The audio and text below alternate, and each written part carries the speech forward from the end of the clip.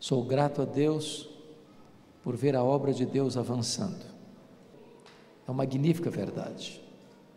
Não é em vão que os pioneiros trabalharam, choraram, pregaram e viram a obra de Deus avançar. Não é em vão que você está aqui para caminhar daqui para frente, para vitórias mais expressivas, para um crescimento ainda mais exponencial. E a minha oração é que o melhor que até hoje sejam medidas mínimas do que Deus há de fazer nesta igreja e através desta igreja daqui para frente.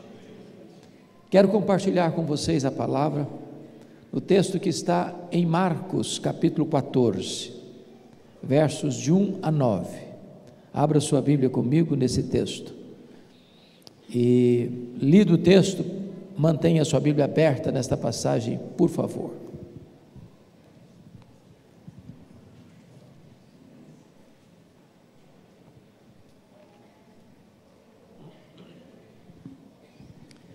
Marcos 14, de 1 a 9. Dali a 2 dias era a festa e a Páscoa dos pães asmos. E os principais sacerdotes e os escribas procuravam como prenderiam Jesus à traição e o matariam. Pois diziam: não durante a festa, para que não haja tumulto entre o povo. Estando Jesus em Betânia, reclinado à mesa em casa de Simão o leproso, veio uma mulher trazendo um vaso de alabastro com preciosíssimo perfume de nardo puro. E quebrando o alabastro, derramou o bálsamo sobre a cabeça de Jesus. Indignaram-se alguns entre si e diziam: para que esse desperdício de bálsamo? Porque este perfume poderia ser vendido por mais de 300 denários e dar-se aos pobres. E murmuravam contra ela. Mas Jesus disse: deixai-a, por que a molestais? Ela praticou boa ação para comigo, porque os pobres sempre os tendes convosco, e quando quiserdes podeis fazer-lhes bem, mas a mim nem sempre me tendes. Ela fez o que pôde, antecipou-se a ungir-me para a sepultura. Em verdade vos digo, onde for pregado em todo o mundo o Evangelho, será também contado o que ela fez, para a memória sua. Amém. O contexto desta passagem está meridianamente claro. Trata-se de 2 dias antes da festa da Páscoa. A Páscoa era a maior festa de Israel. Caravanas do mundo inteiro rumavam para Jerusalém naquela ocasião, e a população da cidade quintuplicava. A Páscoa era a alegria dos judeus e o terror dos romanos. Os romanos tinham muito medo de rebelião. Tanto é fato que na Páscoa todo o aparato militar do governador romano se transferia de Cesareia para Jerusalém. E diz o texto que 2 dias antes da festa, os principais sacerdotes e os escribas mancomunavam, conspiravam nos bastidores para prenderem Jesus à traição e matá-lo depois da festa. Curiosamente, entretanto, Mateus nos informa no capítulo 26, falando do mesmo episódio, que 2 dias antes da festa foi Jesus quem disse para os seus discípulos que ele estava para ser entregue nas mãos dos principais sacerdotes e escribas, para ser crucificado, para ressuscitar ao 3º dia. E a conclusão que chegamos é que quando os homens pensam que eles estão no controle, que eles têm as rédeas da história em suas mãos, eles estão apenas cumprindo uma agenda já estabelecida por Deus. Quem tem o controle é Deus, quem está sentado no trono é Deus, e é a vontade soberana de Deus que prevalece.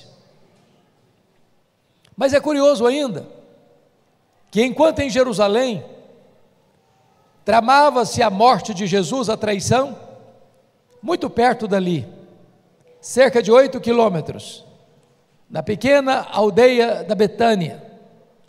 Uma família preparava uma festa para Jesus, e Jesus continua ainda despertando sentimentos tão distintos e divergentes. Enquanto ele é amado por uns, ele é odiado por outros. Enquanto ele é adorado por uns, ele é rechaçado por outros. Enquanto ele é servido por uns, ele é hostilizado por outros. Esse jantar, diz a Bíblia, ocorre na casa de um homem chamado Simão. A Bíblia não fala do sobrenome dele, mas traz um epíteto, um apelido, um adjetivo para ele: Simão o leproso. Isso me intriga, porque certamente esse homem não era mais leproso. Se o fosse, nem sequer podia ficar em casa, muito menos dar um banquete e receber alguém em sua casa. Mas se Simão não era mais leproso, por que o texto relata que o jantar aconteceu na casa de Simão o leproso e não na casa de Simão o ex-leproso? Para nos ensinar uma lição, a lição de que nós não devemos rotular pessoas, porque rótulos ficam, mesmo quando eles não são mais necessários. O preso está liberto, o doente está curado, o perdido foi encontrado, aquele que estava arruinado foi salvo pela graça, mas o rótulo fica. Então não marque gente, não carimbe gente, não rotule gente. É digno de nota que nesse jantar quem destaca é uma mulher. Essa mulher é incógnita nos evangelhos sinóticos, porque este fato está relatado nos 3 evangelhos, nos 4 evangelhos. Mateus, Marcos e Lucas não falam o nome dessa mulher. Ela é incógnita. Entretanto, em João 12, essa mulher tem nome. Essa mulher é Maria, irmã de Marta e Lázaro. E a biografia de Maria é magnífica, porque ela só aparece 3 vezes nos evangelhos. E nas 3 vezes que ela aparece no evangelho, ela está aos pés de Jesus. A primeira vez em Lucas 10, aos pés de Jesus para aprender. A maior e melhor academia do mundo é aos pés do Senhor Jesus. A segunda vez que ela aparece é em João 11. Ela está novamente aos pés de Jesus para chorar. É a hora da dor, é a hora do luto. E eu posso lhes garantir que não há melhor lugar no mundo para encontrarmos uma fonte de refrigério do que assentarmos-nos aos pés do Senhor Jesus. Mas agora, pela última e terceira vez, essa mulher está aos pés de Jesus, e agora para agradecer. E agradecer o quê? O maior milagre público de Jesus, a ressurreição de Lázaro, seu irmão. Aos pés de Jesus é o mais alto lugar do mundo. Aos pés de Jesus é o melhor lugar do mundo. Hoje viemos aqui para agradecer os 54 anos da Igreja Presbiteriana Calvário. Hoje viemos aqui para agradecer por mais esse passo de fé que esta igreja está dando, inaugurando um espaço de adoração mais amplo, para acolher mais pessoas, para fazer deste lugar Betel, casa de Deus, para fazer deste lugar Peniel, lugar onde as pessoas verão a Deus face a face e serão salvas, para fazer deste lugar El Betel, um lugar onde as pessoas vão recomeçar a sua história e vão ser restauradas por Deus. E eu gostaria que então nós olhássemos para esse registro bíblico, para tirarmos daqui algumas lições. Acompanhe-me comigo, por favor, esta cena. Jesus está sentado à mesa, juntamente com os seus discípulos. Lázaro, recém-ressuscitado, está à mesa. Simão, o leproso, está à mesa. Marta está servindo a mesa. E de repente vem Maria, com um vaso de alabastro. Alabastro é uma pedra ornamental, de cor rosa. E diz Mateus que dentro deste vaso tem um perfume preciosíssimo, feito de nardo puro, e esse vaso está cheio. De João 12, que tem dentro desse vaso uma libra de perfume. Libra é uma medida que não é tão comum para nós, mas 1 litro tem 2,2 libras.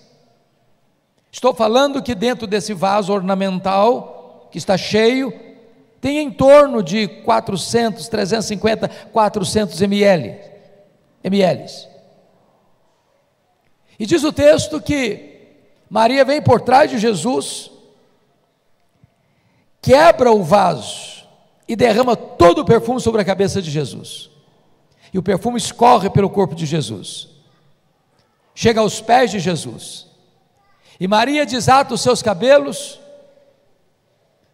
e passa a enxugar os pés de Jesus com os seus cabelos, o que provoca uma reação imediata dos discípulos, capitaneados por Judas Iscariotes. É um desperdício. Esse perfume poderia ser vendido por mais de 300 denários e dar-se aos pobres. E Jesus saiu em defesa de Maria e disse: deixai-a, por que a molestais? Ela praticou boa ação para comigo. Os pobres sempre os tendes convosco, mas a mim nem sempre me tendes. Ela fez o que pôde. Ela antecipou-se a ungir-me para a sepultura. E em verdade vos digo, em todo o mundo, onde for pregado o Evangelho, será contado o que ela fez para a memória sua. E aqui eu peço a você para nós observarmos algumas lições desse texto. Primeira, confira comigo, por gentileza, o versículo 8. Está escrito assim: ela fez o que pôde. Você pode repetir essa frase comigo? Ela fez o que pôde. Eu me pergunto a você agora, e você? Tem feito para Jesus o que você pode? Porque às vezes nós fazemos, mas não fazemos tudo o que podemos. Às vezes nós fazemos, mas fazemos relaxadamente. Às vezes nós fazemos, mas não fazemos de todo o nosso coração. Às vezes nós fazemos, mas fazemos sem pôr toda a nossa alma no projeto. Maria fez o que pôde. Eu gosto muito de ler a história da igreja, a nossa pedagoga. E vocês bem sabem que em 1723, começa na Alemanha, um movimento de oração, que durou 100 anos, ininterruptamente, produzindo uma onda de avivamento, e de compromisso missionário. Esse movimento chamou-se movimento moraviano, e naquela época, os moravianos, sendo pobres, mandaram mais missionários em poucos anos do que toda a igreja da Alemanha o fizera em mais de 100 anos. Naquela época, cada 17 moravianos sustentavam um missionário fora da Alemanha. Alguns deles, sendo pobres, não tendo dinheiro para enviar para a obra missionária, vendiam-se como escravos, para comprar a passagem de ida para os povos mais longínquos da terra, para dedicar o resto dos seus dias para levar a esperança do Evangelho àqueles povos. E quando eu escuto, quando eu leio, quando eu percebo um fato desse, eu pergunto a mim mesmo: meu Deus, e eu? Estou fazendo o que eu posso para Jesus? Estou fazendo tudo o que eu posso para Jesus? Maria fez o que pôde. Mas nota em segundo lugar, versículo 3, que Maria fez o seu melhor. Vejam vocês que Marcos descreve esse perfume como um perfume preciosíssimo, colocando em grau superlativo. Ele menciona que esse perfume foi feito de uma essência chamada nardo, e era uma essência pura, não híbrida. Esse perfume não era só caríssimo, ele era raríssimo. porque essa essência não tinha Israel. Essa essência era extraída de um arbusto seco do Himalaia, moído e transportado em lombos de camelos. Esse perfume não se achava numa loja de perfumaria. Ele era comprado gota a gota, grama a grama, ia sendo acondicionado nesse vaso de pedra ornamental. Para vocês terem uma ideia, foi avaliado o perfume por alguém que entendia de dinheiro, que era o tesoureiro do grupo, Judas Iscariotes, em mais de 300 denários. Um denário era o salário de uma pessoa durante um dia inteiro.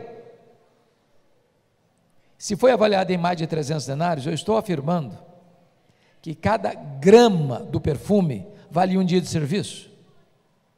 Cada gota do perfume valia um dia de trabalho. Para se comprar aquele frasco de perfume, Maria investiu mais de 1 ano de trabalho.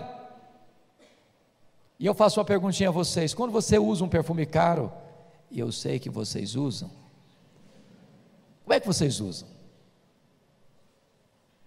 Com muito cuidado, só um pouquinho, passando talvez um pouquinho aqui, outro pouquinho aqui, e dizendo assim: esse perfume tem que durar pelo menos 1 ano. Agora vejam que Maria não abriu o vaso, Maria quebrou o vaso. E por que Maria quebrou o vaso?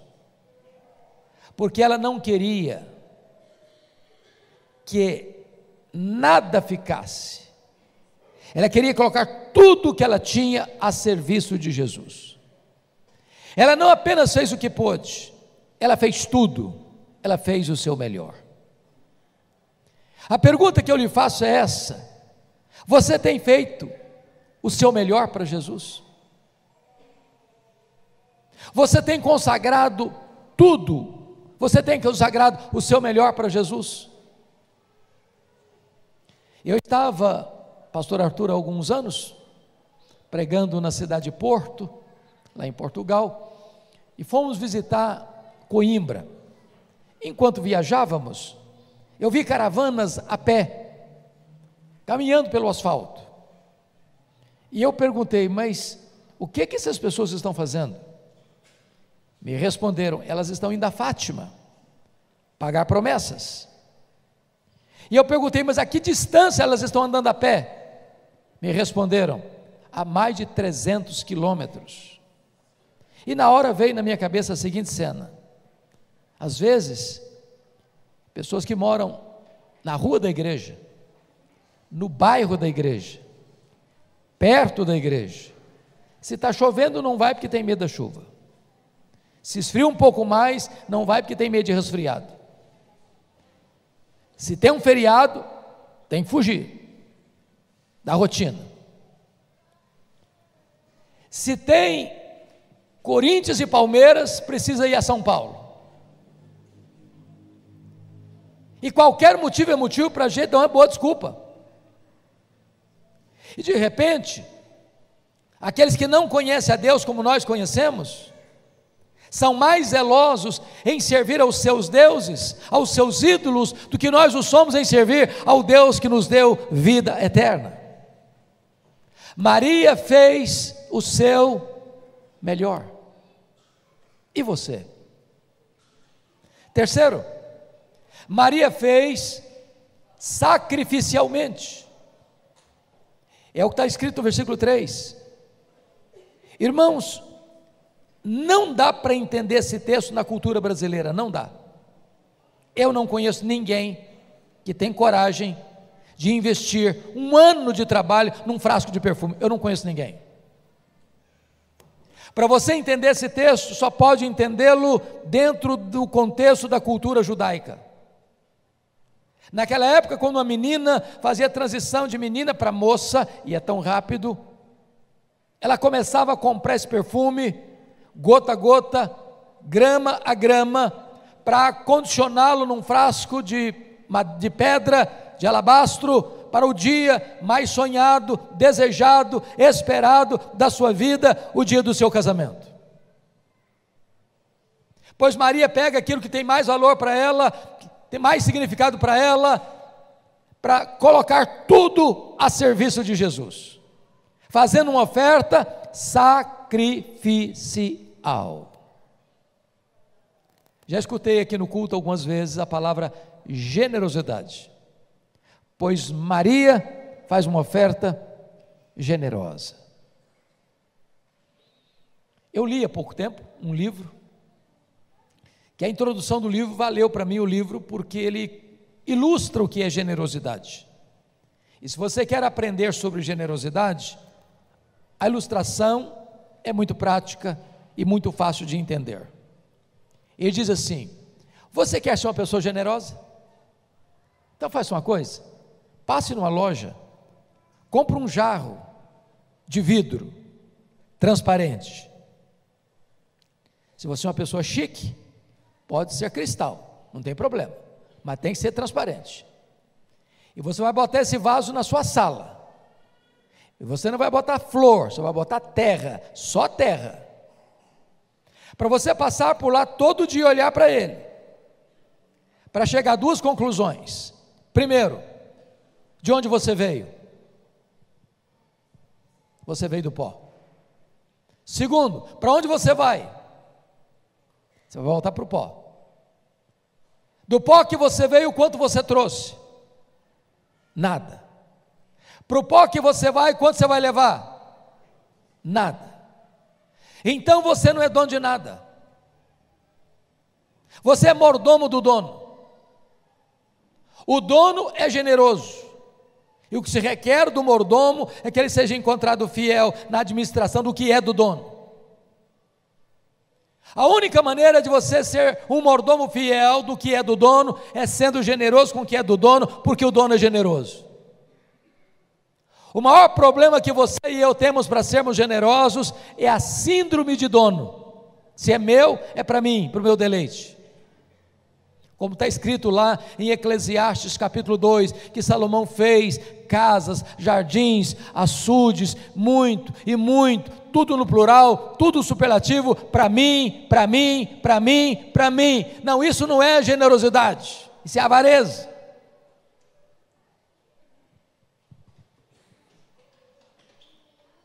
Há poucos dias, eu pregava, alguns meses, eu pregava em João Pessoa, e pastor Sérgio Queiroz me contou uma história que eu já sabia parcialmente, mas ele me contou a história completa e eu achei bem melhor para eu entender o que estava acontecendo. Ele narrou um fato que ocorreu numa cidade do interior da Paraíba chamada Itaporanga. Lá tinha uma igreja batista missionária, que tinha um programa na rádio que alcançava 40 mil pessoas da cidadezinha e do entorno da cidade. Chegou a seca, a colheita falhou, as ofertas diminuíram, a igreja não conseguiu cumprir o compromisso de pagar a emissora de rádio, estava inadimplente 3 meses. A direção da rádio ligou para o pastor e disse: olha pastor, o senhor tem até a semana que vem para pagar, se não pagar, nós vamos tirar o programa do ar.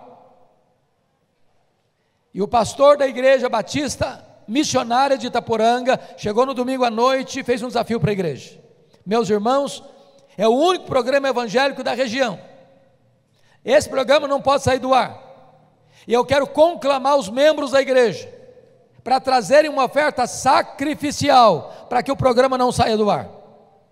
Estava no culto um casal de meeiros.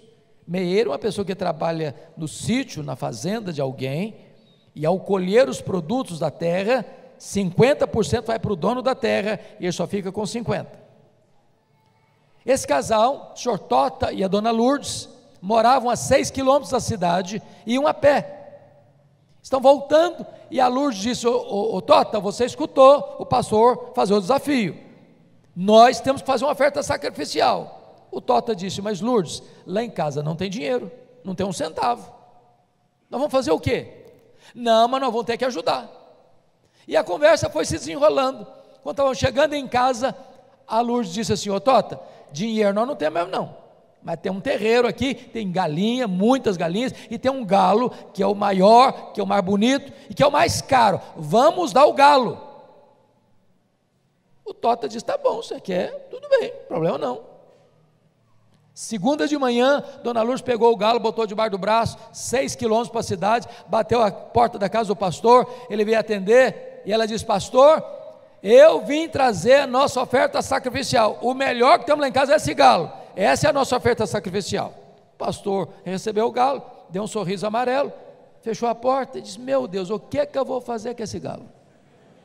Ele é tão velho que não dá nem uma sopa, não tem jeito não. Aí pensou, o que eu vou fazer? Vou fazer uma rifa. Não, rifa não combina com crente. Pensou, vou botar esse negócio na internet. Botou na internet. Pastor Jeremias Pereira, da 8ª Igreja Presbiteriana de Belo Horizonte, no domingo de manhã, abre a caixa de e-mail, está lá a história da mulher do galo. Ele se sensibilizou. Chegou domingo de manhã na igreja e falou, meus irmãos, tem uma igreja em Itaporanga que precisa pagar um programa de rádio e nós vamos levantar agora uma oferta para ajudar aquela igreja. Levantaram a oferta correspondeu a 2 anos de programa. Pastor Jeremias ligou para falou, pode ficar tranquilo pastor, que durante 2 anos o programa está garantido. O próprio Jeremias vai pregar lá em Toronto, no Canadá, na igreja pastor Seni Tavares, conta a história da mulher do galo. Levantou o irmão e disse, eu quero saber se a Dona Luz está precisando de alguma coisa. Ela mora numa casinha muito humilde, tem energia, mas não tem geladeira, não tem fogão, e ela gostaria tanto de beber uma aguinha gelada no calor escaldante do sertão. Falou, então vamos mandar o dinheiro para comprar geladeira, para comprar fogão, quer precisar. Aí está pregando uma outra igreja, lá em Nova York, contou a história da mulher do galo. Levantou o empresário e disse o seguinte, eu quero saber se esse negócio dessa terra, e essa terra ela não vai trabalhar com meieira mais não, vão comprar a terra, vão passar a escritura no nome da Dona Lourdes, ela vai ser a proprietária da terra, comprar a terra, passar a escritura no nome dela. Aí está pregando outra igreja, conta a história da mulher do galo. Levanta o engenheiro agrônomo e quer saber se essa terra produz. Vamos lá, vamos trabalhar a terra, vamos cavar poços artesianos, vamos adubar a terra, para que essa terra produza. E assim fizeram. Aí chega numa outra igreja, conta a história da mulher do galo. Levanta o irmão, quer saber se a casa da Dona Luz é boa. Não, a casa é muito simples, então bota tudo embaixo, vamos construir uma casa grande, vamos construir uma casa bonita, vamos mobiliar a casa, vamos fazer tudo que essa mulher precisa. Aí um repórter da Christian Today, em Nova York, escuta a história da mulher do galo.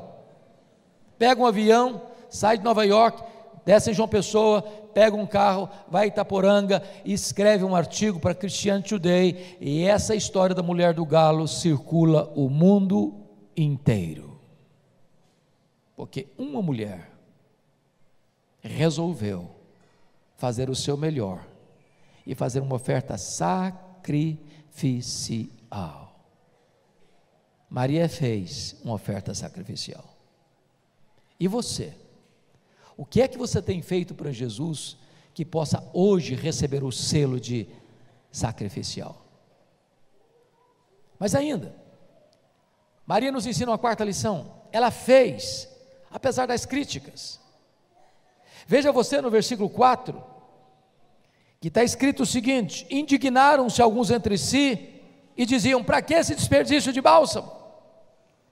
Esses alguns aqui são os discípulos, são os líderes, que deviam estar felizes com ela e imitando o exemplo dela. Eles estão indignados, não com o que ela fez, para quem ela fez. Agora olha o versículo 5 comigo, está escrito o seguinte aí no versículo 5: porque este perfume poderia ser vendido por mais de 300 denários e dar-se aos pobres, e murmuravam contra ela. Primeiro é indignação, segundo é murmuração. Então, não, isso é muito dinheiro para dar para Jesus. Se a gente pudesse, a gente podia comprar muita cesta básica, podia ajudar muita gente, e murmuraram contra ela. Agora olha o versículo 6, eles molestaram Maria, da cadeia hoje molestar, e Jesus sai em defesa de Maria, diz, não molestem Maria não. Os pobres sempre os tendes convosco, mas a mim nem sempre me tendes. Eu sou pastor há 41 anos. Eu nunca vi alguém se levantando na igreja para fazer algo relevante sem enfrentar críticas. Quem tem medo de críticas não serve a Deus.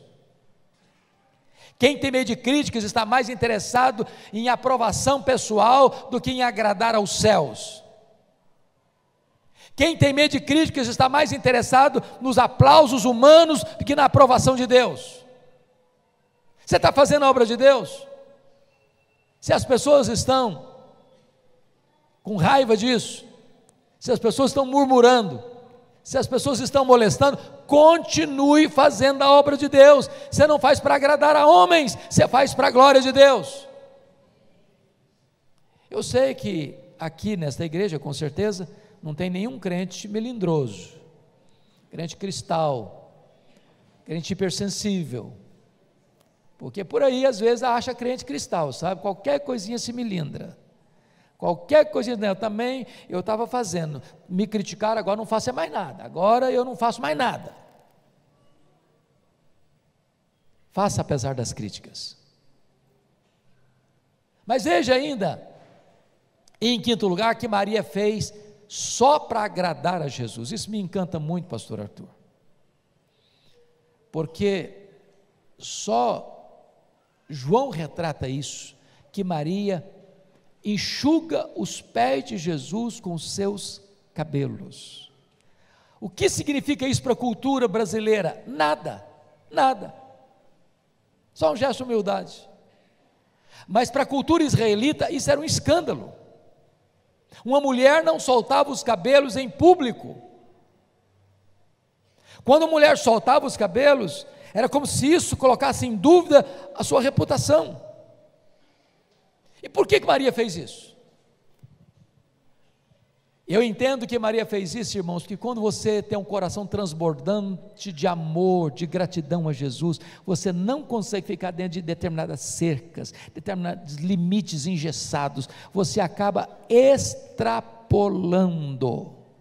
Você não está preocupado, o que vai pensar Mateus, o que vai pensar João, o que vai pensar Tomé, o que vai pensar Judas Iscariotes, o que vai pensar Pedro. Ela não está preocupada com o que o outro vai pensar, ela está apenas querendo agradar ao Senhor Jesus. O único vetor que governa a vida dela é agradar ao Senhor Jesus.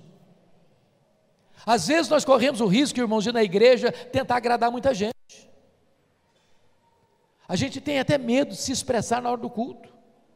Se eu levanto a mão, alguém vai me censurar. Se eu não levanto a mão, também outro vai me censurar. Se eu choro, me censura. Se eu não choro, também me censura. E eu fico aí sendo controlado, porque o que as pessoas pensam, ou acham, ou vão dizer, ou vão falar. Em nome de Jesus, meu irmão, você precisa fazer para agradar ao Senhor Jesus. É a Ele que você está servindo. Mas notem, Maria fez no tempo certo. Olha o versículo 8 comigo, parte B. Ela antecipou-se a ungir-me para a sepultura. Eu acho isso maravilhoso, e me permita fazer uma digressão importantíssima aqui. Lá em Lucas 8, a partir do versículo 3, nós somos informados que as mulheres patrocinaram financeiramente o ministério itinerante de Jesus. Nas cidades e aldeias da Galileia, eram 204 cidades pequenas, e Jesus ia de cidade em cidade, de aldeia em aldeia, pregando o evangelho. E as mulheres, são 3 citadas pelo nome: Maria Madalena, Joana, Susana e muitas outras, iam atrás, passando pix, fazendo transferência, bancando o ministério de Jesus Cristo. Vou falar baixinho, porque tem homens no auditório. As mulheres são mais generosas do que os homens.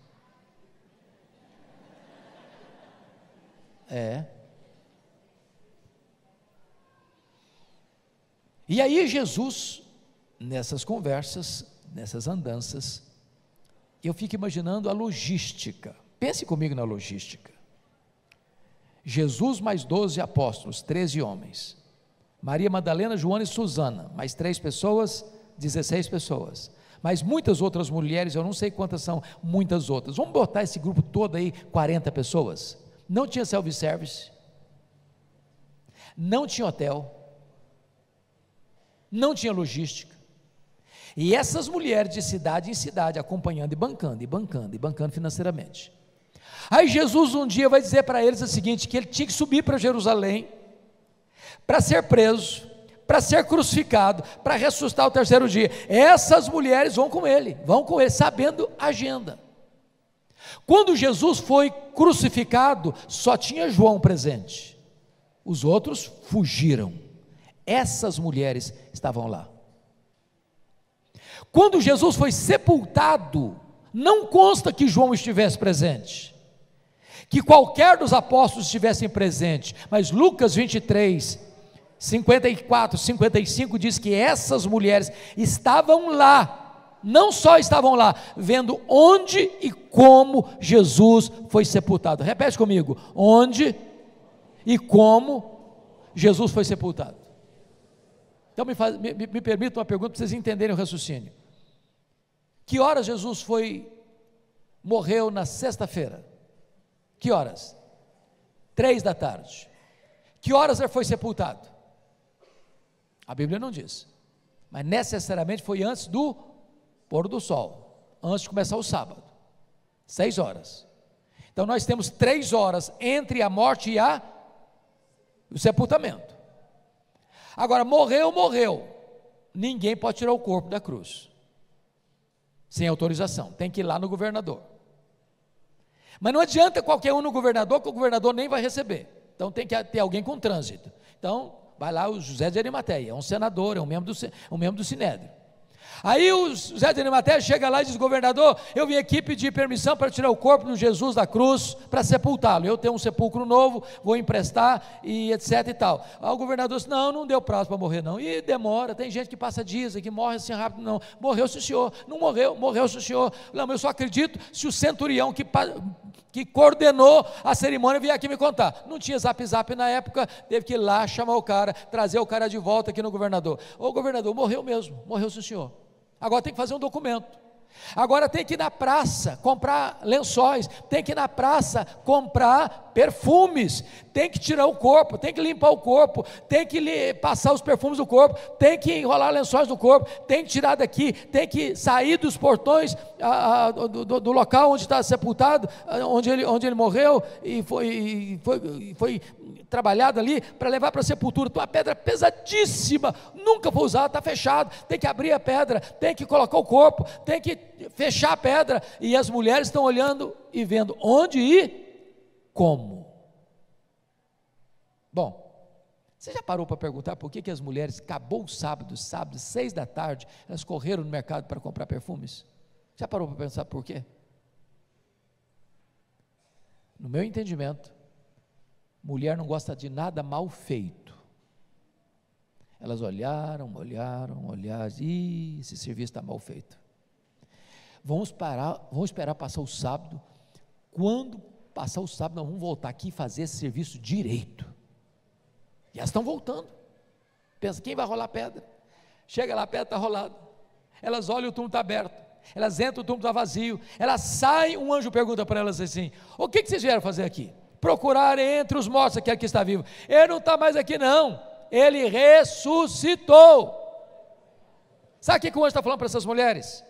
Vocês fizeram muita coisa para Jesus, mas uma coisa vocês não fizeram, vocês não anteciparam a ungir o corpo dele para a sepultura. Faça no tempo certo. Há coisas na vida, irmãos, que ou fazemos hoje, ou nunca mais vamos ter chance de fazê-lo. Eu fico olhando a história do Davi.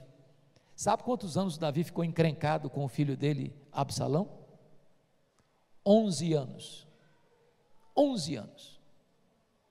Um dia o Absalão disse para o pai assim, papai, se o senhor tem alguma coisa contra mim, que o senhor me mate, mas conversa comigo. O Davi recebeu Absalão no palácio, deu um beijo no rosto dele, não falou uma palavra para ele. Passaram-se mais 4 anos, que já tinha 7. O Absalão começou a conspirar contra o pai, para tomar o palácio do pai, para matar o pai. E naquela batalha terrível, o Absalão morre. E o Davi chora. Absalão, meu filho Absalão, quem me dera ter dado a minha vida por ti. Ô Davi, não adianta chorar agora. O menino ficou 11 anos esperando isso. Você falar para ele. Vai falar no funeral. Agora não resolve mais. Tem coisa na vida que ou você faz hoje, ou você não vai ter chance de fazer amanhã. Ou você faz hoje, ou vai chorar a dor do remorso amanhã. Quer um exemplo disso?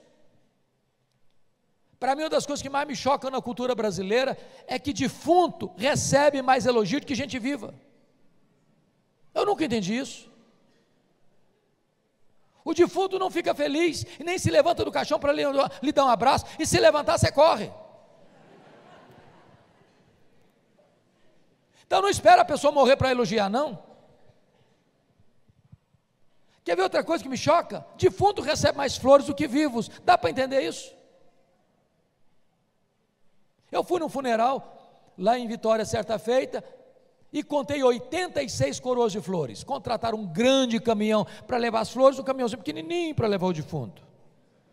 E eu fiquei olhando e falei, meu Deus, coitado do defunto, não consegue cheirar um botão de rosa mais, para que tanta flor para ele? Mas sabe por que os mortos recebem mais flores que os vivos? É porque a voz do remorso é mais forte do que a voz da gratidão. Me permita brincar um pouco. Eu fiquei sabendo que os homens aqui de Sorocaba são muito românticos. Então, os da Calvário dizem que são muito românticos. Soube até que os homens daqui não deixam passar em brancas nuvens jamais o aniversário da esposa. Aniversário de casamento, todos são celebrados. Buquês de flores, os mais lindos. Me falaram isso. Mas vai que tem um desatento aí que não está fazendo isso. Porque às vezes tem irmã que nunca recebeu um buquê de flores do marido. Agora deixa eu dizer uma coisa para você, irmã querida. Se você for na frente, e por ir na frente, estou falando morrer primeiro, você que nunca recebeu um buquê de flores, vai receber uma coroa grande, e grande, hein? E ele nem vai pedir desconto na floricultura.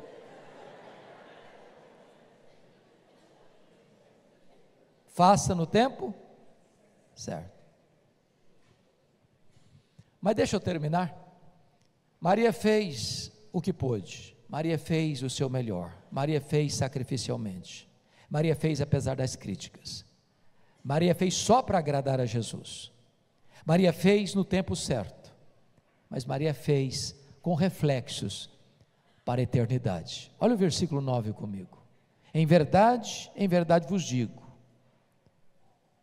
em todo o mundo, onde for pregado o Evangelho, será contado o que ela fez para a memória sua. Hoje, 22 de junho de 2023, na inauguração do novo espaço de adoração da Igreja Presbiteriana Calvário de Sorocaba. Deixa eu acrescentar Votorantim também. A profecia de Jesus se cumpre mais uma vez. Aquilo que foi falado do interior de uma casa humilde está sendo trombeteado nos outeiros da história, nos ouvidos do mundo.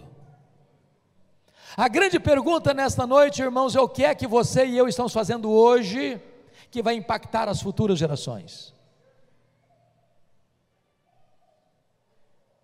Nós vivemos numa sociedade materialista, humanista, narcisista, que nas palavras de A.W. Tozer, está olhando para o seu umbigo.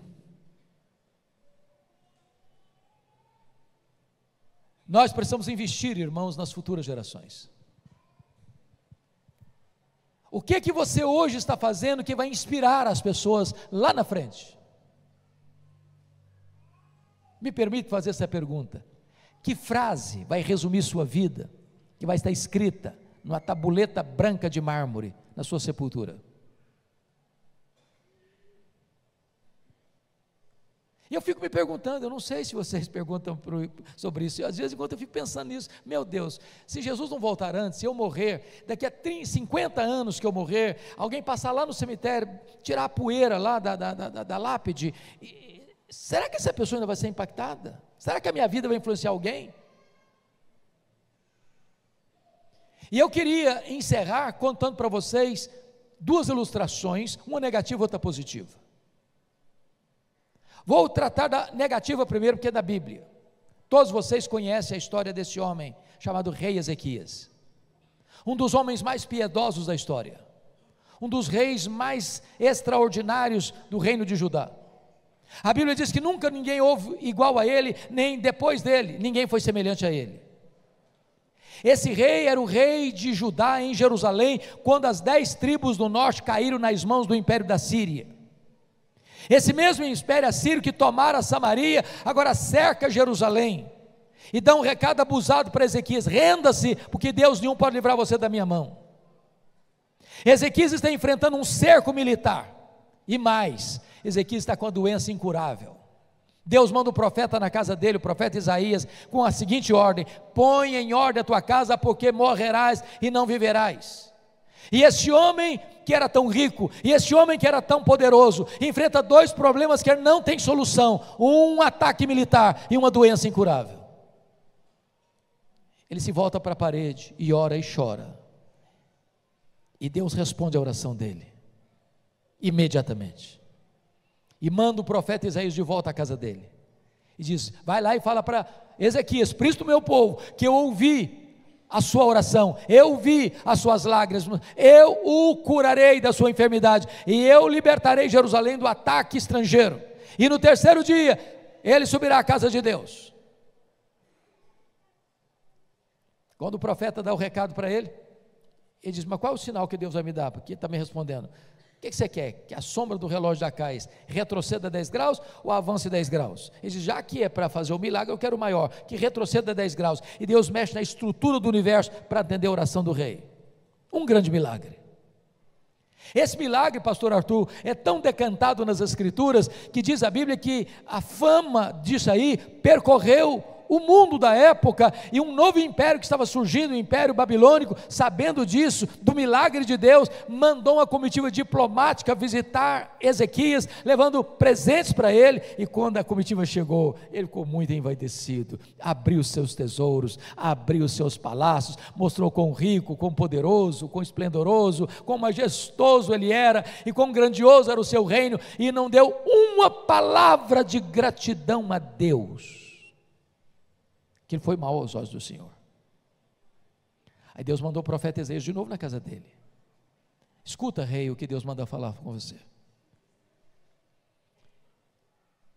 Essa Babilônia que veio agora, vai virar um grande império, e essa Babilônia virá, e tudo que se ajuntou até hoje, que vai se juntar daqui para frente, essa Babilônia vai levar. E tem mais: dos filhos que tu gerares, serão feitos escravos. E tem mais: esses filhos vão se tornar eunucos, eles vão ser castrados e não vão poder gerar. Você quer uma coisa pior que essa? Sabe o que o rei disse para dentro do seu coração? Boa é essa palavra. Falei: você não entendeu o que eu estou falando? Você está maluco? Eu estou falando que a Babilônia vai saquear tudo, que os seus filhos vão ser escravos, que vão ser castrados, e você vem me dizer que boa essa palavra? Você ficou louco? E ele pensou assim: boa é essa palavra, porque pelo menos eu terei paz nos meus dias. Sabe o que ele está dizendo?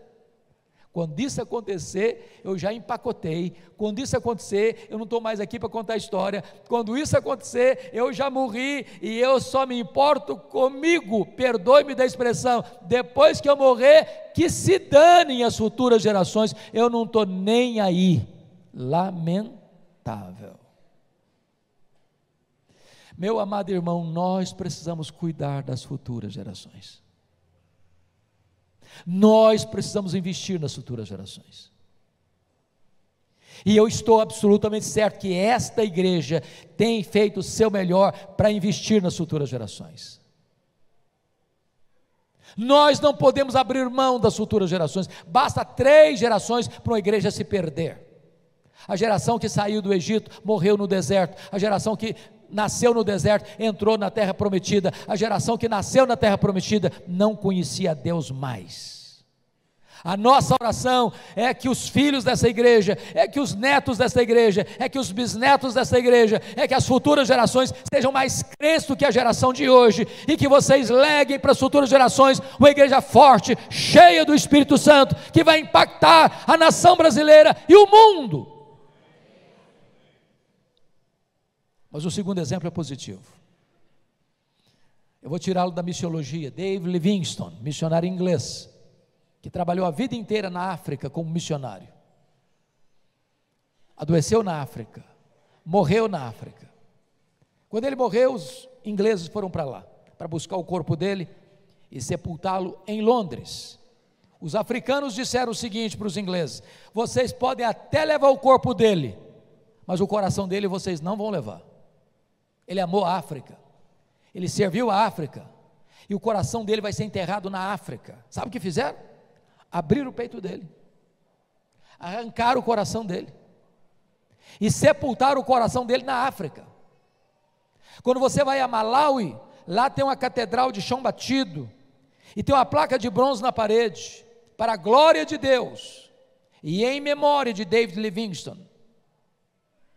Levaram o corpo dele para Londres, sepultaram-no na abadia de Westminster, onde estão sepultados os reis e os nobres da Inglaterra. Talvez a sepultura mais visitada na abadia de Westminster não é dos reis nem dos nobres, mas do missionário David Livingstone. E lá tem uma placa de bronze com os seguintes dizeres: para a glória de Deus e em memória de David Livingstone. A minha oração é que você e eu possamos viver de tal modo que quando Deus nos chamar e as pessoas tiverem contato com a nossa história, possam dar glória a Deus, e isso trazer testemunho para o seu legado, para as futuras gerações.